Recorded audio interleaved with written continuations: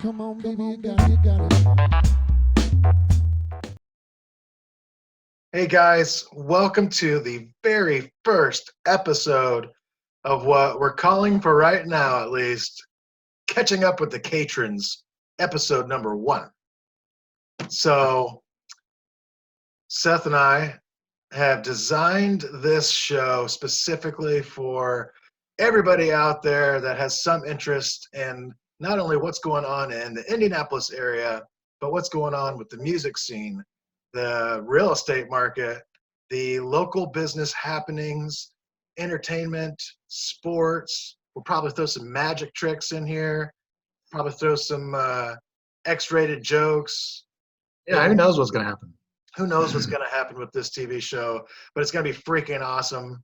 And we've got a lot of awesome ideas for all the upcoming episodes. We're going to bring in some guest speakers. We're going to bring in some interviews, and we're just going to have a ton of fun to try to entertain you guys, not only through this coronavirus, but we're going to keep it going for as long as we can keep it going, as long as it makes sense, until we get our HGTV show. That's right. So Seth, how's your day going so far, man? I know this is all kind of a crazy time right now, but what'd you do today? What's going on? You know, I don't even, it was like an hour ago. I was like, what day is it? Right. What time is it? Been at home so long. I'm starting to kind of get used to working from home. It's weird. You know, I've spent the last 10 years of my life leaving at 6:30 in the morning to go do stuff. And now it's like, what do I do at 6:30? I guess I could sleep for another hour. I don't have to make that drive anymore. Are you still roasting? Are you still roasting your own coffee? Oh yeah. Yeah, that's my I think I did a little Facebook Live the other day on roasted coffee. It's my number one tip to save money for your coffee drinkers. It's way cheaper to buy green beans, and roasting your coffee is fun, and you get fresh coffee every time. So I actually just ran out of coffee today, and I was out here looking, and I think the mail lady just dropped off some more coffee. So Sweet. that's gonna be my afternoon plan, is roasting some coffee today. Awesome. Yeah, what have you been doing? Oh, I've been just quarantining it up with the fam. It's been kind of difficult getting used to working from home. I mean, I've always kind of worked from home just a little bit, really just kind of wrap up the day and be home, at a decent time if I can be. But today I actually was out. I showed a house and been on the phone with a bunch of clients and just trying to keep the world turning. Pretty much it. So, no, been a good day so far, and I'm super pumped. We're getting this show rocking and rolling. So, Yeah. I'm super pumped to see how this thing kind of progresses. And, we got a ton of awesome ideas. Today, what we're going to be talking about is we're going to always try to do somewhat of a real estate market update. So we'll talk about the real estate scene a little bit. We're going to talk about the music scene today. We're also going to talk about local businesses and kind of what they're dealing with. What we're seeing, kind of what the local sentiment is in the restaurant industry, the local businesses, all that stuff. And then we're going to end it with some epic house fails. Seth and I have been in the construction business for over 13 years together before we kind of broke off. I got into real estate. Seth got into home inspecting. So we've seen it all. We've done it all. Well, we haven't seen it all. There's some things out there that I've seen on houses that I'm like, wow, who came up with that idea? So, Yeah. So to kind of start everything off, let's talk about the real estate market. What do you think? Yeah, let's talk about it. That's I think the number one thing right now with the people that we know, we hang out with, everybody in our office. It's changing all the time. There's kind of day by day, hour by hour with real estate right now. Yeah, what do you got? It's definitely day by day. And, for all of you real estate agents out there, my brother and I are on a team together. And, the one thing that if I could give any advice out there to real estate agents, it would be this. Just think creatively, learn how to adapt, try to introduce some of this new technology into your business, but still always remember that the basics are always there. You always got to know how to talk to buyers and sellers. And you always got to understand how to get somebody from their current situation to the next situation, taking into account everything that they've got involved, with their work and family and house and all that kind of stuff. So there's always going to be some basics to it, and some of the closing techniques and sales dialogues and all that stuff's always going to stay the same, I think. But right now, more than ever, it's just trying to use new technology, adapt to what we're doing, and try to stay safe with everything. One of the things that I've been doing in the last week is just reaching out to everybody that I know, so just making sure that they're doing all right, offering to pick up anything that they may need, and then kind of talk to them a little bit about the market. I think a lot of people are just scared, man. Yeah. People are scared that they're going to buy a house today and then they're going to lose all their value in a year, and they're going to be upside down on a house, kind of like back in 2008. People were making purchases and they thought it was a decent time to buy if they weren't paying attention, and then in a year they were upside down in the house. So a lot of people are scared, in that regard. But what I'm telling everybody is don't be scared. Our market is not going anywhere as far as values go. At least I don't think so. If I had a crystal ball, we'd all be rich and famous, right? Yeah. But the thing is that this is still the lowest amount of inventory that we've had in 25 years. It's actually even lower right now because sellers are a little bit scared to put their house on the market.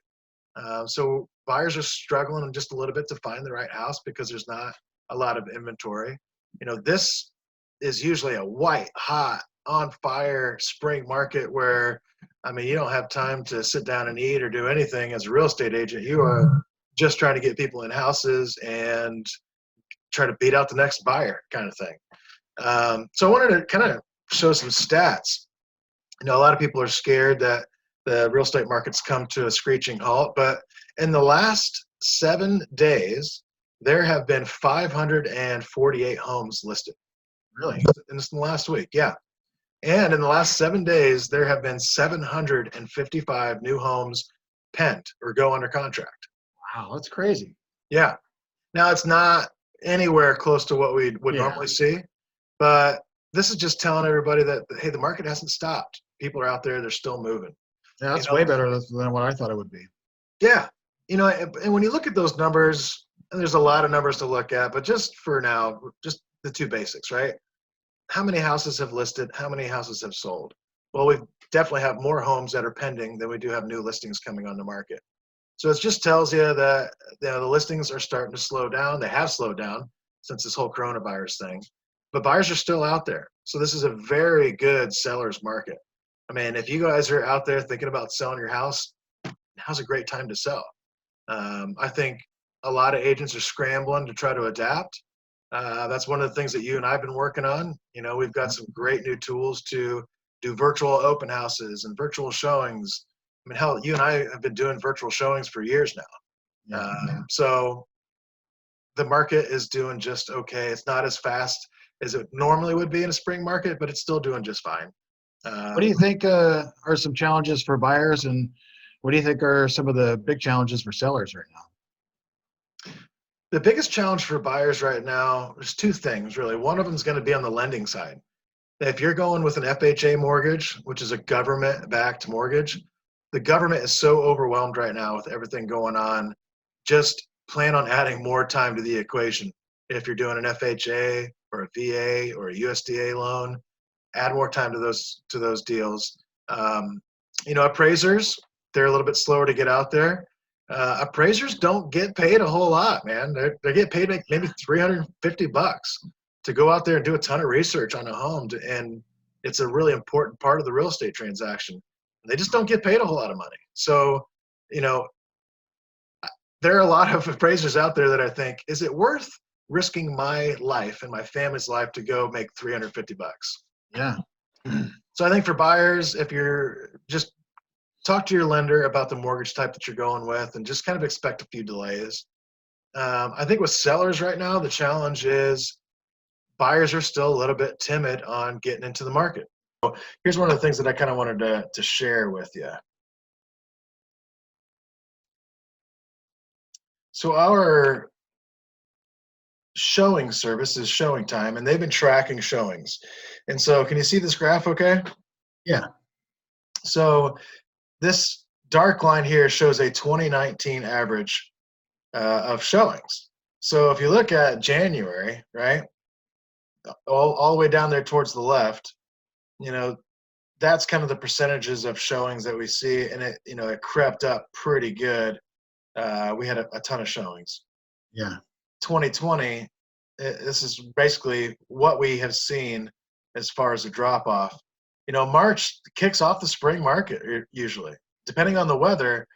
Actually, Indiana's real estate market is really kind of dictated by the weather in a lot of different months. So, in the earlier months, as long as we've got good weather, sometimes that spring market kicks off in about February.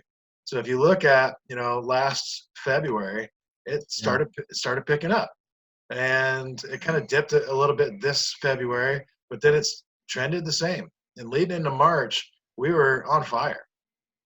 Well, you look at what's this time period right here, March 12th, was basically when the executive order was first put out that we needed to stay at home.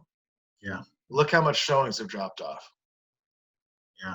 It's pretty drastic. So buyers are just a little bit scared right now. And I think it's a couple things. One, am I back now? Yeah. I think with buyers, it's a lot of their agents, and their agents just need to know how to get them into a house and be safe. It's a lot of communicating right now between the agents and clients. That's really going to keep this market from totally just falling off. So us as real estate agents need to do our job and talk to our clients and explain to them that we've got some things in place. We're following CDC guidelines, and it's still okay to get in and look at some houses as long as the sellers are okay with it. And I think a lot of good agents out there that, for the sellers that aren't comfortable, are putting some things in place so they can do virtual showings, virtual open houses, things like that. So, as far as the real estate market goes, it hasn't died yet. Okay. And I don't think it's gonna die. I think it's gonna. No, I don't think so either. They're saying by, April 20th, we'll be back into full swing. So I'm crossing my fingers. But if anything, right now, we're just a little bit slower, just kind of like we would be in a November or December. Yeah. But, man, those numbers give me a lot of hope. In the last 7 days, almost 550 homes have been listed, and 755 have sold. So I think the market's looking up. I think everybody just needs to stay positive. And for you sellers out there that aren't getting any showings or getting any offers, just wait. The floodgates are about to open, and the buyers are going to get back out there. One thing that I've been telling everybody is, let's say that this does go on for another 3 or 4 or 5 months, and we get into where we're getting close to September, October, September, November. Those months in there can be slow sometimes. Well, if it takes till then to open up these floodgates, it's going to be a spring market in November. There's going to be so much. There's going to be some pent up demand. Buyers are going to be still sitting on that money. Thankfully, with the stimulus package, I don't see a lot of people just totally blowing their life savings that they've been saving up for a house for. I don't think that they're going to blow all that just trying to weather the storm. Yeah. I think with the stimulus package and some other things like that in place, these buyers are going to have plenty of money to go out and buy as soon as the air clears. Yeah. So, staying kind of caught up with the real estate market. I could talk about real estate for days, but one of the things that I kind of wanted to make sure that people were aware of is this brand new thing called the CARES Act. Are you familiar with the CARES Act? I think I got an email about that. I just haven't read it yet. So it's pretty new, and it's basically allowing, they call it forbearance, and it's allowing people that have government-backed loans to basically hold off on making a monthly payment for 1, 2, 3, 4 months. I think what they've just come out to say is that they will allow homeowners to delay their mortgage payment, making the payment for 180 days, And at the end of that 180 days, depending on the current situation, they can extend that another 180 days.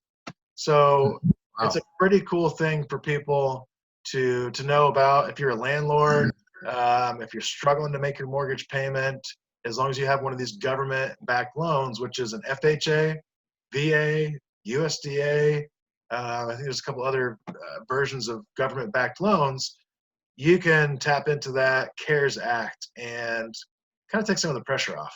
So Really cool. yeah, pretty cool. So at the end of this, we'll have some links. We're going to be posting this video around, and that'll be one of the links in there with some information on the CARES Act. So pretty That's cool. awesome. Yeah, I think so. So that's a little bit of the mortgage and the real estate side of things and getting caught up with that. Seth, you want to catch us up on? Well, I mean, kind of going off of what you're saying, there's a lot of programs out there right now that are just benefiting Indianapolis, Indiana residents, families, all that. One of the coolest things that I've seen recently is the new Indie Musicians Relief Fund. I don't know if you've heard about that, but Awesome. you know, musicians, there's a lot of full-time musicians in Indianapolis, and a lot of those guys, they don't have a 401k, they don't have retirement benefits, they don't have hardly any benefits. We know because we were musicians. Still Yeah, are, I mean, but you we know, were Adam and I, musicians for 10 plus years. well, yeah, Adam and I got into the indie music scene, Indianapolis music scene, around 2002, 2003, something like that, and you know, things have changed a lot since then, but the things that are pretty similar are, you know, a lot of these guys, they live paycheck to paycheck and gig to gig. And, you know, some of the more successful guys that gig out every night, they've got, I'm sure, a little bit of money saved up, but right now there's no gigs. There's guys that had gigs booked out months in advance, Oh, and all tours of are them have getting been canceled. canceled. Yeah. Tours are getting canceled.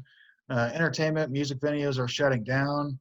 There's been talks of some of them not even ever coming back because of all the stuff that's going on and how much this is hitting them. So It's crazy. it's called the Indie Musicians Relief Fund. Indianapolis Jazz Foundation, Penrod Society, Owl Music Group, which is a group that we were a part of, the Jazz Kitchen, they have all joined forces to try and raise some money to help out these local musicians. And I just checked this morning, and it looks like they had a goal of $50,000, and right now they are now at $53,000. So they've surpassed their goal. Are they? There So was, is that money that they're raising to try to contribute to a stimulus package for musicians? yeah. So it's basically a new stimulus package for musicians, and I'll put a link in here so you guys can look up some more information about it, but they're already starting to dish out money to some local musicians. The latest I heard was Richard Dole, amazing musician. He was been a professor at a local college. I think it was IUPUI maybe. Yeah. 88.7 The Diamond. Yeah. Butler University was a part of that. So he's already gotten some money. They're already starting to dish that money out. They had a $10,000 match from a couple of people already. So people are putting some serious money into the music scene because nobody wants this to go away. That's the one thing that indie really has going for it is, you know, it's not the best music scene out there. It's not the strongest music scene, but the musicians themselves, it's a pretty tight-knit group, and everybody is really trying to look out for each other. The music scene just gets better and better every single year. New bands are popping up all the time, new artists, new talent. And so it's always been a thriving music scene, even though it's been kind of small. The one Yeah, you thing go that, back to the Indiana Avenue days of Jimi Hendrix and the Presidents playing, you know, oh yeah, I mean, the blues jazz battle of the history, bands. the music and jazz history in Indianapolis, I mean, there's a historic scene that all happened down there in Indiana Avenue, downtown Indianapolis. Yeah. And so there's been some good changes going on recently where they're really trying to help out musicians. Nobody's ever really had anything like that. So it's pretty cool. exciting to see. So check that out. The other thing I wanted to talk about, so I kind of like talking about the local sports, music, entertainment scene, something else that I saw recently that I got super excited about. They're not canceling the 500. So they've moved the Indianapolis 500 this year to August. What about August Carb Day, 23rd. man? What about Carb Day? Well, it's going to be interesting to see. I mean, this is all right now. It's They're gonna all be just kind of. it's gonna be the same format as they've had in the past, or Well, they haven't really said much about it. At this point, they were really trying to hold out in hopes that they can make this all go as normal. So who knows what's going to happen with Carb Day? I mean, it's going to be interesting to see. But right now, they're still planning on running the race. And, the Indianapolis 500 is it's the greatest spectacle in racing. It's one of the greatest events that Indianapolis hosts, and one of the hands down, one of the things that really brings a lot of people to this city. And so I really hope that they can pull it off. Roger Penske is doing a lot with the track, and that whole organization's awesome. I can't wait to see what they do with the Speedway. They're doing some renovations, making a lot of improvements. So Roger Penske, he just recently bought the track, right? Yep. So he is now the new current owner, and So I think that took place towards the end of last year. I think the Holmans are still involved, but the Penske organization has kind of taken over ownership and taken the reins. The one thing I like about them is they're not getting rid of anybody. If anything, they're bringing more people on to try to make it even better. And there's some things up there that he's talking about doing that's just going to be really cool for the Motor Speedway. They only have so many events per year, and he wants to change that. He wants to be doing events all the time. So that's awesome. It's an awesome venue. I mean, God. It really is. The Indianapolis Motor Speedway is a staple. And here's the cool thing that I found out recently is the Motor Speedway's teamed up with a lot of local stakeholders, and they've started to try to put together a fund. It's called the e-learning fund. It's another link I'll post in the bottom, but they are starting to raise money to help out local educators, local schools, students, parents with this whole e-learning transition. There's going to be a massive shift in education where people are all going to have to be learning from home, and that's what they're doing right now. And so they've already come together, and their initial investment right now, they have $2.6 million. They're going to go to Indiana educators, students, parents, families, people that are trying to make this shift, to provide education tools, computers, programs, things like that. Who's providing that? It's the e-learning fund, and it's the Lilly Foundation, the Indianapolis Motor Speedway, a bunch of major stakeholders in Indianapolis are like, look, education is key. Yeah. And we got to make sure that the youths are learning what they need to learn and becoming great people. And so you'll see the link where you can find out everybody that's involved. You'll also have an opportunity to kind of donate. But the fund will it's going to support the immediate and long-term solutions for student access to technology.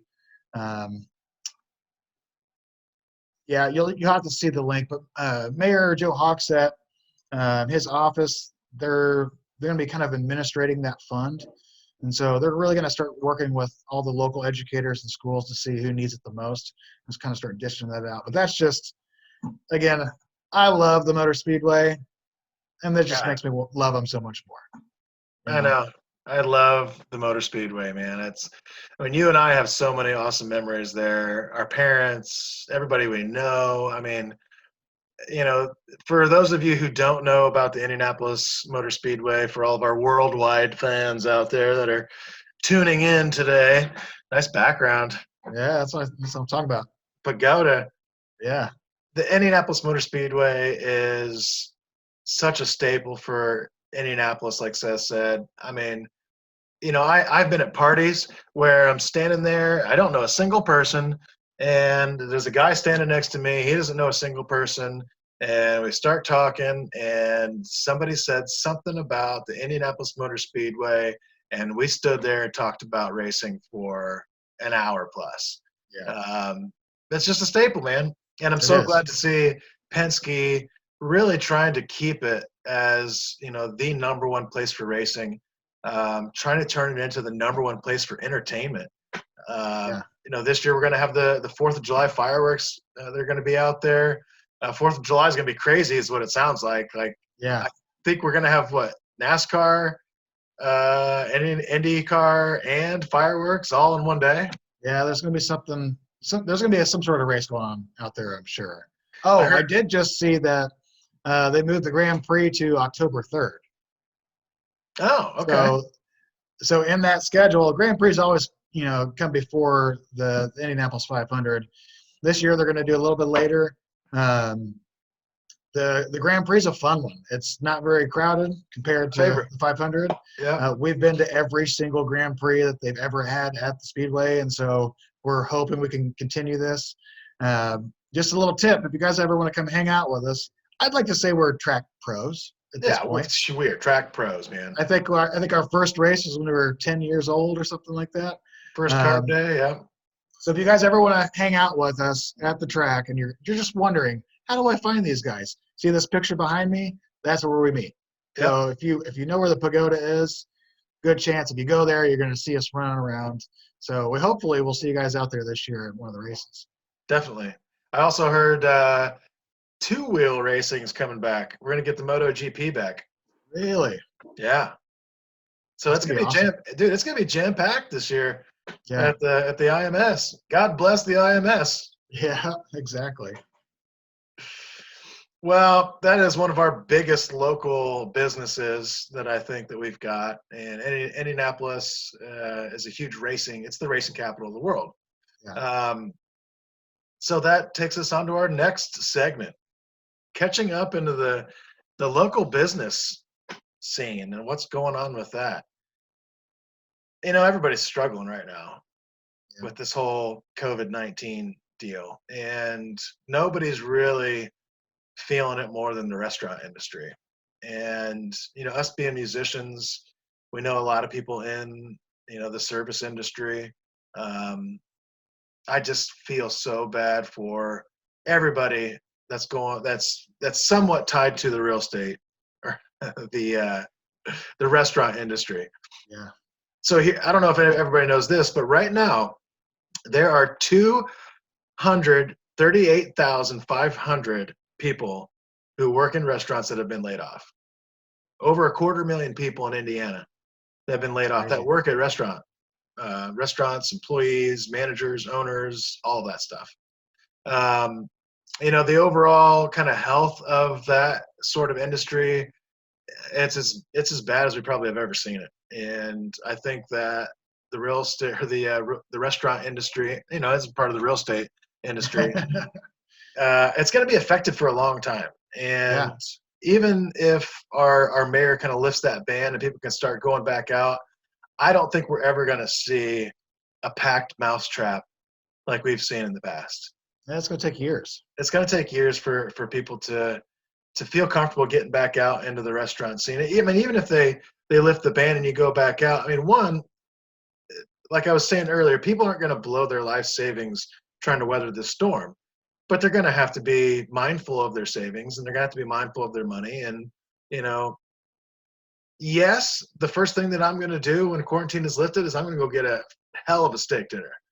And I'm going to go all out, the shrimp cocktail, the bottle of wine. I'm going to do it. I'm going bar hopping. Right? Let's get a quarantine bar crawl. Yeah. We survived the quarantine bar crawl kind of thing. No, I think, one thing that I've been saying throughout this whole thing is whenever there's a time of crisis or catastrophe or a pandemic or something like that, the economy gets hit and we lose jobs. But the odd thing is there's almost always jobs created from this. And It only takes a few creative people that are out there to find the need, put together a service that's going to fill that need or serve that need, and then create a job for it. Yeah. So restaurants have taken the biggest hit when it comes to this whole coronavirus pandemic. Every industry has really been affected by it, but there are certain industries that are actually thriving with all this. It's probably somewhat obvious, but cleaning companies right now making a killing. Okay, they're still keeping their employees, and how important is that right now to have a cleaning crew? And if you are a cleaning crew and you haven't just totally switched into your COVID-19 survival mode of, sanitizers and disinfectants and all that stuff, you're missing the boat, and you probably aren't even working right now. But there are a lot of cleaning companies right now that are really being successful because they've pivoted and they've taken kind of advantage of this opportunity, which I think is a huge need. It's not just like they're trying to go out there and poach on people who are in dire need. This is something that's going to save lives. You cleaning people out there are saving people's lives, whether you think so or not. So cleaning companies are really thriving right now. Delivery services, they're really thriving right now. The IBJ is a great publication. If you guys don't follow the IBJ, it's something that I try to read. I was reading it daily, and I probably read it weekly. There's an interview with a business owner, and this is pretty common across the country right now. But there's a delivery service in Alabama right now. It's called Grub South. It's probably like a Grub Hub sort of deal, and they're based out of Alabama. I think it's Huntsville, out of Alabama. And just within the last week or so, they have had to hire 30 new drivers. That's crazy. 30 new drivers. So it's so unfortunate, and it's so tragic, hearing and reading all the stories on what's going on, what people are dealing with this COVID-19 thing. But, to give you a little bit of hope for the good news, to combat all the bad news out there are people that are thriving and not taking advantage of the situation, but really serving a need and helping people. Yeah. So I could see that really kind of coming around full circle in the next few weeks, where people are going to step up, start getting creative, and this is going to create some jobs in an odd way. It will create some jobs. And, maybe restaurants totally shift their gear. I know restaurants have been trying really hard to kind of do their own pivoting and doing the curbside carry out.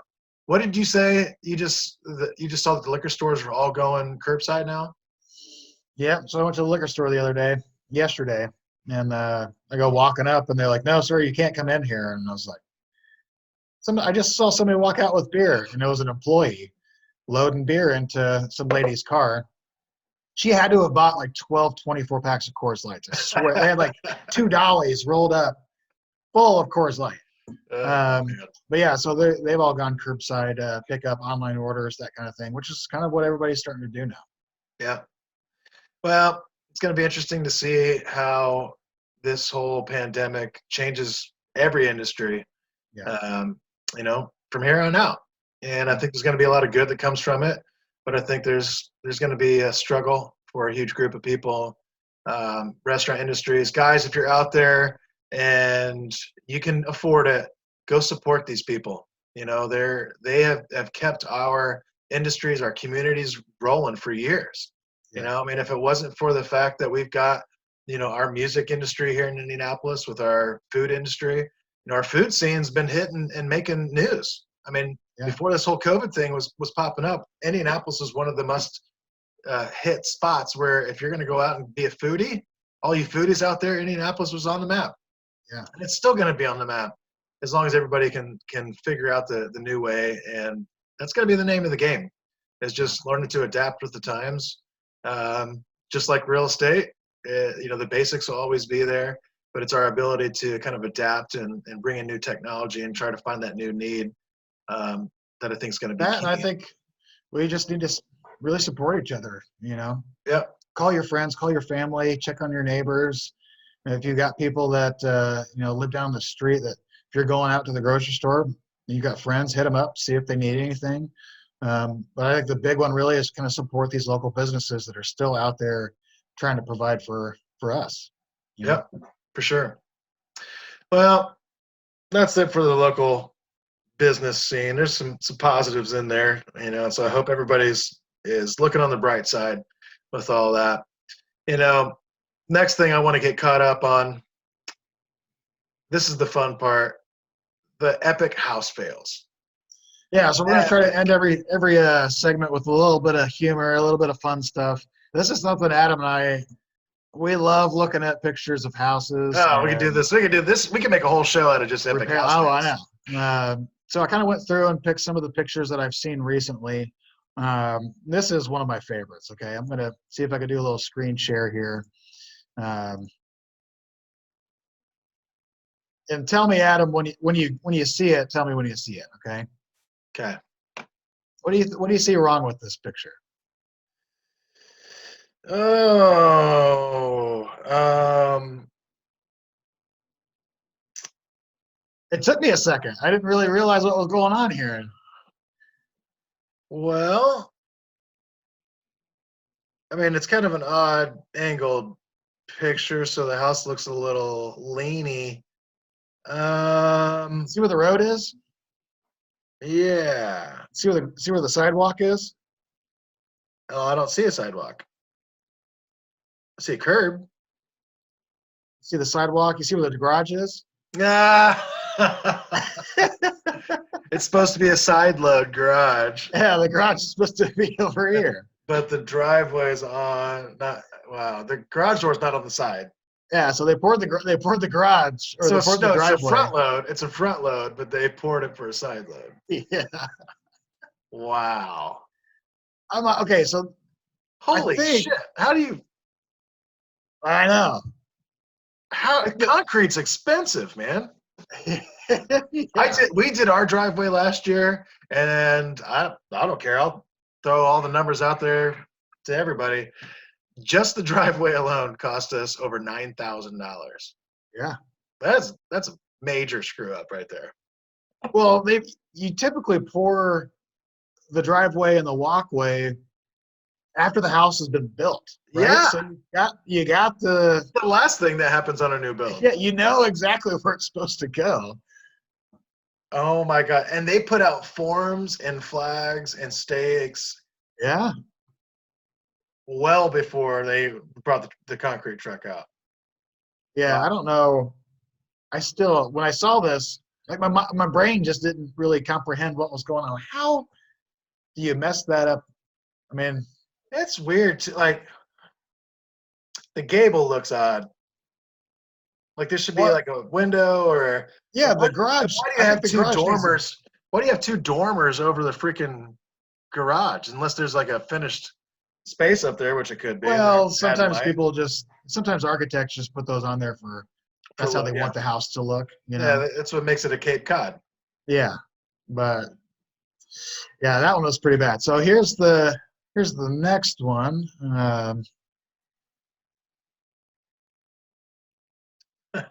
You still there?